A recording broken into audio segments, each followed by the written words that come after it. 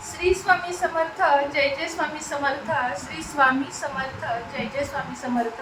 आजचा व्हिडिओ थोडाफार वेगळा म्हणजे ज्योतिष विषयावर असणार आहे। जे व्हिडिओ तुम्हाला बघायला खूप आवडतात आणि मलाही करायला खूप जास्त आवडतात। आज आपण त्या राशी बघणार आहोत, ज्या चार राशी ज्या स्वतःहूनच स्वतःच्या पायावर म्हणतात ना, एक म्हण आहे बघा, पायावर धोंडा मारून घेणे। थोडक्यात त्या राशी बघणार आहे। काही वाईट आपल्याला कोणत्या राशीबद्दल बोलायचं नाहीये। मी त्या चार राशींचे तुम्हाला ड्रॉबॅक सांगणार आहे, ज्या स्वभावामुळे या राशींचे नुकसान होते। त्यामुळे टायटल आणि आतली माहिती ही आधी तपासत जावा, कारण कोणाकोणाचा गैरसमज होतो म्हणून तुम्हाला मी इथे क्लिअर केलेलं आहे।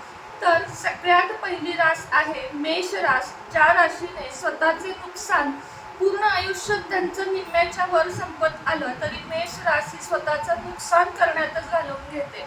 मेष रास ही सगळ्या 12 राशींमध्ये गरीब स्वभावाची रास समजली जाते आणि खरंच आहे, मेष रास ही अत्यंत गरीब स्वभावाची रास आहे। मेष राशीच्या व्यक्तीशी किंवा स्त्रीशी कोणत्याही जातीचे ह्याचे कोणत्याही राशीच्या मुलामुलींचे जरी लग्न झाले तरी त्या राशींच्या पत्रिकेमध्ये गुण कितीही जुळत पण या राशींचे, दोन राशींचे भांडण होत नाही तर मैत्री बनते। त्याचं कारण आहे मेष रास। मेष रास स्वभावाने अत्यंत शांत, विनम्र, कायम दुसऱ्याला मदत करणारी आणि माफी मागणारी रास आहे।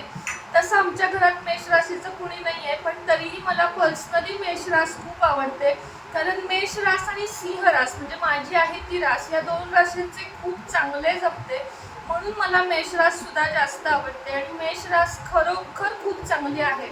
मात्र मेष राशीने स्वतःचे नुकसान करून घेण्याचे थांबवण्यासाठी थोडेफार बदल तुम्हाला करावे लागतील। ते कोणते? तर तुम्हाला सगळेजण येऊन शिकवत असतात, असं कर तसं कर, आणि तुम्हालाही वाटतं की अरे आपलं कुठंतरी काही चुकत आहे का, आणि तुम्ही त्याप्रमाणे वागायला जाता। मात्र आता ही वेळ आलेली आहे 2026, तुम्हाला इतक्या गोष्टी शिकवून जाणार आहे की तुम्हाला तुमचे निर्णय आता स्वतःचे स्वतः घ्यायचे आहेत, ना की तुम्हाला दुसऱ्यांचे ऐकून स्वतःच्या आयुष्यामध्ये बदल करायचे आहेत। थोडक्यात काय, पास झालं आता माझं मला जगू दे हे म्हणण्याची वेळ आलेली आहे। विद्यार्थी असाल तरीही लक्षात घ्या, स्वतःचे निर्णय थोडेफार तरी स्वतः घ्यायला शिका आत्तापासून, कारण पुढच्या आयुष्यात तुम्हाला जे जड जाणार आहे। विद्यार्थिनींसाठी सांगते, त्याच पद्धतीने पती पत्नीमध्ये ज्याची कोणाची मेष रास असेल त्याच्याबद्दल तर बोलायलाच नको, कारण या जोडप्यांमध्ये खूप कमी वाद होतात आणि खूप कमी गैरसमज होतात। त्यामुळे मेष राशीचं म्हणतात ना, पती पत्नीचं म्हणाल तर जास्त काही सांगायला नको, आणि बाकी पॉलिटिक्स म्हणाल किंवा नोकरीसाठी म्हणाल तर तुम्ही जिथे तुमचं चुकत नाहीये ना तिथे कमी झुका। म्हणजे असं नाही की चुकणं वाईट आहे, चुकणं नेहमी चांगलं आहे, कारण चुकणं किंवा एखाद्याशी स्वतःहून बोलणं, एखाद्याला सतत मला तुझी गरज आहे म्हणणं ही कमजोरी नाही, तर हे तुमचे संस्कार आहेत। त्यामुळे चुकणं सोडा असं मी नाही म्हणत, पण योग्य ठिकाणी चुकायला सुरुवात करा। बाकी ठिकाणी तुम्ही तुमचं मत मांडायला शिका, नाही तर तुमचं नुकसान कायम ठरलेलं आहे। हे मी तुम्हाला एकंदरीत सांगते, कारण मेष रास खरोखर स्वभावाने गरीब असते। तर ही होती पहिली रास। आता दुसरी रास कोणती आहे? तर दुसरी रास आहे कुंभ। कुंभ रास कशी, मेष राशी इतकी गरीब बिलकुल नाहीये, पण तरीही कुंभ राशीवर ना सतत कोणीतरी वर्चस्व करायला बघते की नाही तू हे करू नको, तू असं केलंस तर मी तुझ्याशी बोलणार नाही, किंवा तू असं केलं तर काही खरं नाही बरं का। हा जो प्रकार आहे ना तो कुंभ राशीसाठी खूप जास्त घडतो, म्हणून कुंभ राशीने सुद्धा बास करा आता म्हणण्याची वेळ आलेली आहे। कारण कुंभ राशीला 2026 पासून अनेक असे अनुभव येणार आहेत जिथे तुम्हालाच वाटणार आहे की आपण तसं केलं असतं आपल्या म्हणण्याप्रमाणे तर बरं झालं असतं। म्हणून कुंभ राशीने लक्षात ठेवा की या पुढच्या आयुष्यात तरी तुमचे मत तुम्ही ठरवा। विद्यार्थी असाल तर तुम्हाला आता समजा 10वी 12वीचे तुम्ही असाल तर तुम्हाला कुठले पुढचे शिक्षण घ्यायचं आहे हे फक्त तुम्हाला ठरवण्याचा अधिकार आहे। खास करून 10वी 12वी, कारण आता रिझल्ट लागलेले आहेत, तर त्या मुलींना मी सांगेन की तुमच्या डोक्यात काही ठरलेलं असेल प्लॅनिंग आणि तुम्हाला तुमच्यावर विश्वास असेल तर तुम्ही तुमचीच बाजू एक ठणकावून सांगा की नाही मला हेच बनायचं आणि मी हेच बनू शकते, किंवा म्हणजे मुलगा असाल किंवा मुलगी असाल तर तुम्ही त्याच्यावरच जोर द्या।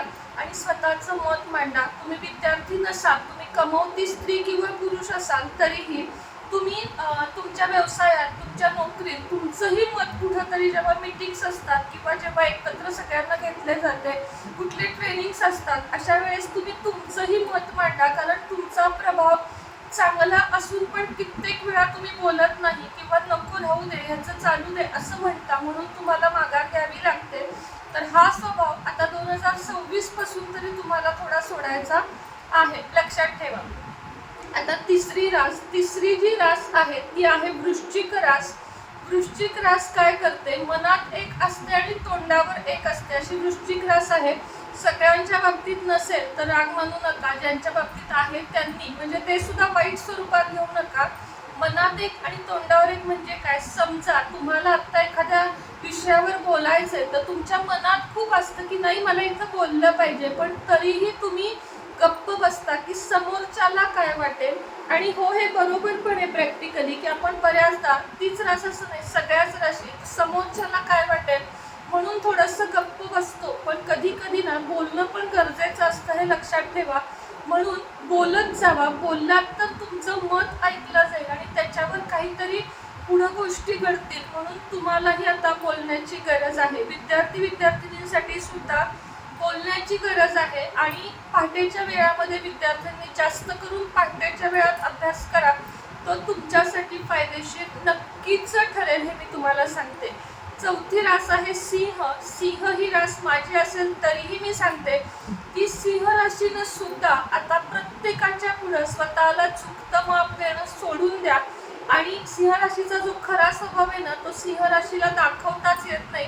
कारण कायम कुणाच्या तरी दबावाखाली सिंहरास असते. म्हणजे विद्यार्थी, स्त्री, पुरुष, पती, पत्नी हे कायम दबावाखाली जगतात. स्वतःचं मत मांडणं त्यांना खूप कमी वेळा जमतं आणि त्यांचा स्वभाव नाही येतो, पण तरीही त्यांना तसं वागावं लागतं.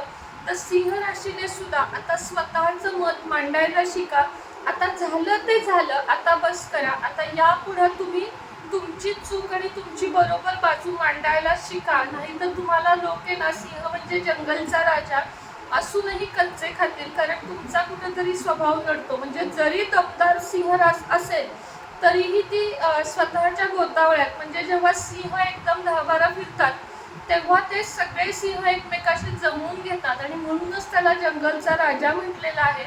चांगली गोष्ट आहे की तुम्ही सगळ्यांशी जमवून घेता, पण काही वेळेत जिथं गरज आहे तिथं थोडंफार तरी बोलायला शिका. जेणेकरून तुम्हाला विद्यार्थी असाल तरी पुढच्या आयुष्यात, पत्नी असाल तर पतीसाठी, पती असाल तर पत्नीसाठी थोडंसं हे आवश्यक आहे. तर या आहेत त्या 4 राशी ज्या स्वतःहून स्वतःच्या पायावर दगड मारून घेतात आणि यांना सतत 4 राशींना टोचून बोलले जाते आणि कायम या 4 राशी ऐकून घेतात. अजूनही तुम्हाला विविध माहिती कोणती ऐकायला आवडेल, कोणत्या राशीविषयी ऐकायला आवडेल, हे मला कमेंट बॉक्समध्ये नक्की सांगा. आणि आत्ता मी सांगितलेल्या 4 राशींविषयी कोणाकोणाला किती पटलं, अगदी थोडक्यात सांगितलंय मी. तसं तर एका राशीसाठी ना बोलायला 3-3 दिवस लागतील, पण मी आत्ता अगदी थोडक्यात तुम्हाला समजावलेलं आहे. तर या छोट्या छोट्या टिप्स लक्षात ठेवत जा. उपासना म्हणाल तर यावर्षी तरी सगळ्यांनी सूर्याची उपासना करणं खूप गरजेचं आहे. आणि सूर्योदयाच्या आत उठणं आणि नेमकं त्याच्या उलट घडतंय बघा, जास्त वेळ झोप येते, जे आपल्याला नाही करायचं ना ते यावर्षी आपल्याकडून करवून घेतलं जात आहे. कारण तो त्रास आपल्याला व्हायचा आहे म्हणून. पण तरीही थोडंसं खबरदार राहा आणि या गोष्टींवर विचार करा. श्री स्वामी समर्थ.